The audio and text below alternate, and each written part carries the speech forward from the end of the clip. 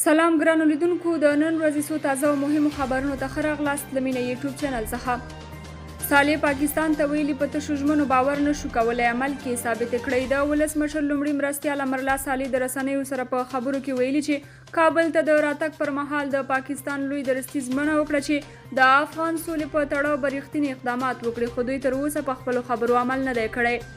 امرالله صالح ویلي چې افغانان به هغه وخت د پاکستان په خبرو باور وکړي چې د طالبانو پر وړاندې ښکاره اقدامات ترسره کړي او یاده ډله د سولې خبرو ته حاضره کړي.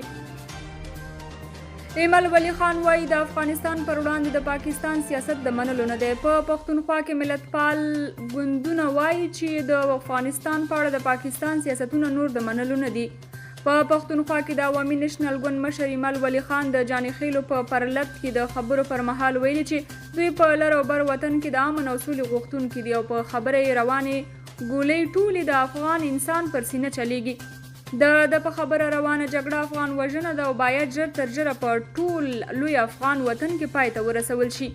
نوموړي همداراز ټینګار کړی دی چې باید ژر تر ژره پاکستان د افغانستان په اړه خپله اوسنی سیاست او پالیسي بدله کړي، ځکه دلته خلک د امن غوښتونکي دي او روانه جګړه نوره باید ارومرو پای ته ورسول شي.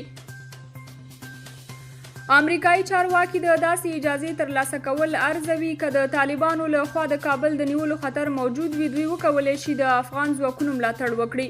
نیویارک ټایمز امریکایي ورځپاڼه د دغه هیواد د لوړپوړو چارواکو له خولې وایي پینټاګون یا د امریکا دفاع وزارت د داسې اجازې ترلاسه کول ارزوي چې که د طالبانو لخوا د کابل یا د افغانستان د نورو مهمو ښارونو د نیولو ویره وي، نو ځواب کې دوی د افغان پوځ په ملاتړ هوایي برید وکړي. دا چارواکي له نوم پرته زیاتوي لا هم په دې تړاو کومه پریکړه نه ده شوې، خو یو انتخاب همدا دی چې که د افغانستان پلازمینه له نیول کېدو یا کلابندۍ سره مخ وي او د وګړو یا د امریکا سفارت د کارمنانو او د دغه هیواد د ملګرو ژوند په خطر کې وي، نو ځواب کې د امریکا جنګي یا بي پیلوټ الوتکې لاس په کار شي. دا په داسې حال کې ده چې ویل کېږي له افغانستان څخه د بهرنۍ ځواکونو له وتلو سره هم مهال دغه هیواد د افغانستان په ګاونډ کې د پوځي اډو پر جوړولو کار پیل کړی دی. د افغانستان لپاره د قطر د بهرنۍ چارو وزارت ځانګړي استازي د طالبانو د مرکچي پلاوي له مشر او غړو سره کتلي دي. د قطر د بهرنۍ چارو وزارت ځانګړي استازي ډاکټر مطلق القحطاني په دوحه کې د شیخ حکیم په مشرۍ د طالبانو له مذاکراتي ټیم او د زلمي خلیلزاد په مشرۍ له امریکایي پلاوي سره د افغان سولې پر پروسې خبرې کړې دي. دغه مجلسونه په جلا جلا توګه ترسره شوي دي.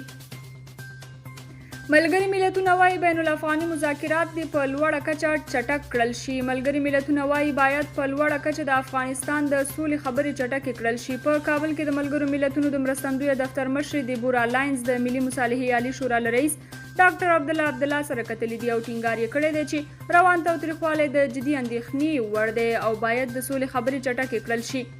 د نوموړي په خبره د دې جدي اړتیا ده چې په لوړه کچه د سولې خبرې چټکې کړل شي او د تاوتریخوالي د کمولو لپاره اغېزناک ګامونه اوچت شي.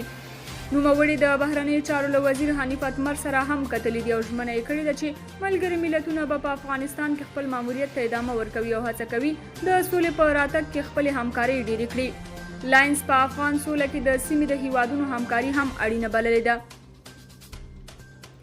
افغان هوایي دفاعي او امنیتي ځواکونو په تیرو 24 ساعتونو کې د هیواد په بیلابیلو سیمو کې پر طالبانو عملیات ترسره کړي چې په پایله کې د یادې ډلې 190 کسانو ته مرګ ژوبله اړولې ده. ملي دفاع وزارت څخه په خپرې شوې خبرپاڼه کې راغلي چې یاد عملیات د میدان وردګو، کندهار، ارزګان، زابل، بادغیس، فاریاب، نیمروز، هلمند، تخار او بدخشان ولایتونو کې ترسره شوي چې په نتیجه کې 111 طالبان وژل شوي او 9 نور ټپیان دي. د سرچینې په خبره په یادو عملیاتو کې د طالبانو یو شمېر وسلې او مهمات هم له منځه وړل شوي او همداشان د یادې ډلې له لوري د خلکو د تګ راتګ په لویو لارو کې ځای پر ځای شوي ماینونه هم د افغان ځواکونو له لوري له منځه وړل شوي دي.